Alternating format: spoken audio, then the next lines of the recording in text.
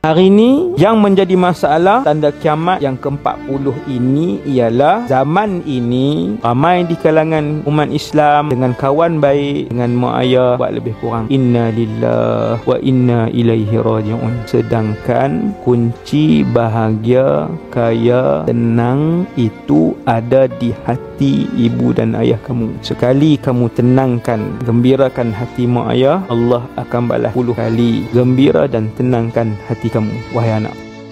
Satu hari nanti, kemuncak alam ni, tak ada orang boleh jadi imam untuk semayang. Inna lillahi wa inna ilaihi raji'un. Tetapi tanda kecil ini, adakah sudah bermula bibit-bibitnya? Jawapannya, ya.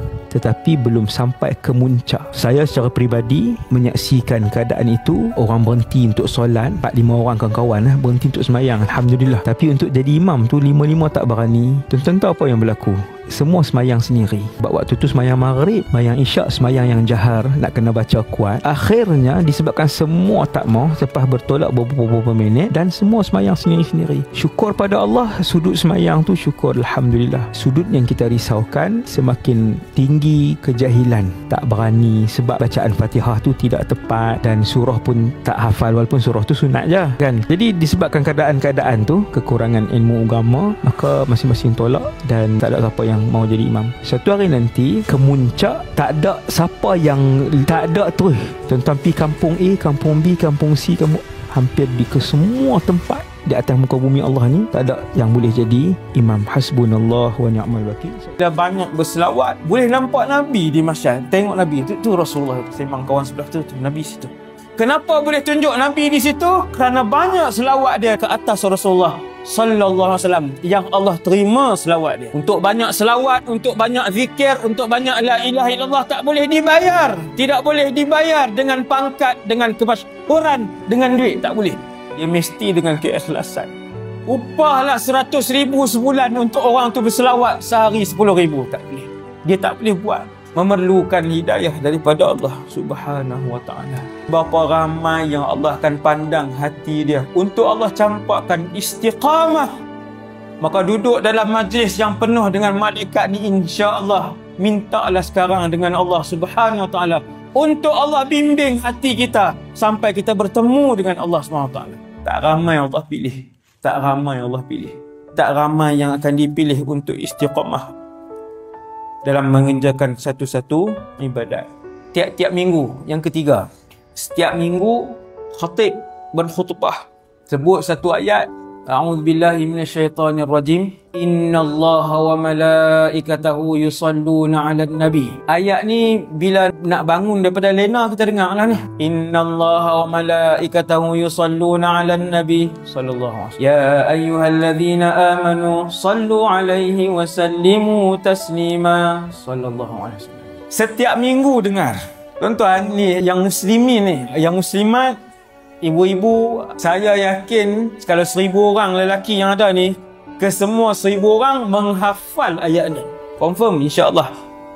Innallaha wa malaikatahu ni ayat ni. Tapi tak pernah dikupas bahawasanya innallah itu bermaksud Allah berselawat ke atas Rasulullah sallallahu alaihi wasallam. Pelik tu tuan-tuan. Tak perasan ke ni? Lama dah ni kita hidup ni. Lama dah, Jumaat lebih daripada 500 kali dah Jumaat. Innallaha wa malaikatahu yusalluna 'alan nabi. Wahai umat Muhammad, Allah berselawat ke atas Rasul kamu. Tak mai Jumaat ni yang muslimin datang Jumaat. Allah berselawat. Kenapa Allah berselawat? Yadullu ala 'azimi sya'ni salati ala Rasulillah, kata para ulama. Ayat itu menunjukkan betapa besarnya ibadat berselawat kepada Nabi sallallahu alaihi wasallam. Nak hurai macam mana besar dan istimewa selawat? Innallaha wa malaikatahu yusalluna 'alan nabi. Itu besar dia. Sehingga membuatkan Allah berselawat kepada Nabi sallallahu alaihi wasallam.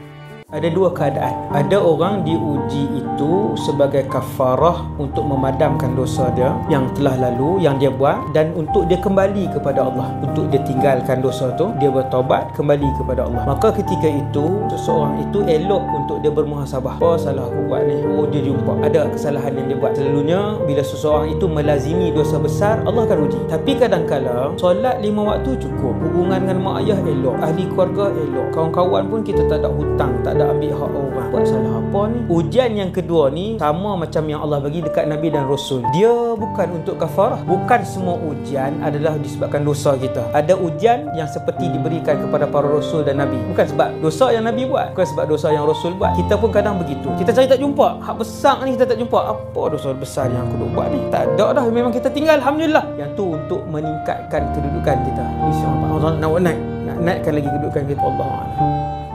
Kullu bni Adam khata' wa khairul khata'in at-tawwabun. Semua anak Adam membuat dosa yang banyak. Khata' itu sorof. Khata' ni Nabi sebut semua anak Adam membuat dosa yang banyak. Betul. Termasuk saya yang bercakap. Dan kita semua. Kemudian Allah Ta'ala sebut, sekiranya seseorang anak Adam itu membawa kepada aku, menghadap aku, membawa dosa sepenuh bumi,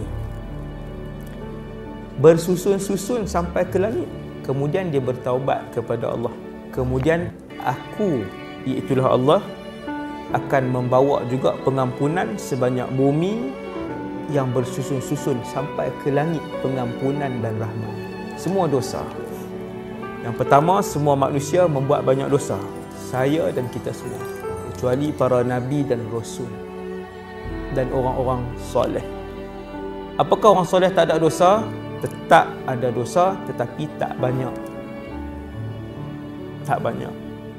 Tetap ada kesalahan. Orang biasa macam kita, banyak dosa dan salah. Dan dalam puluhan ayat Quran dan hadis, Nabi dan Allah SWT bagi tahu, sebanyak mana pun dosa yang kita buat, kita mesti membanyakkan istighfar dan taubat kepada Allah.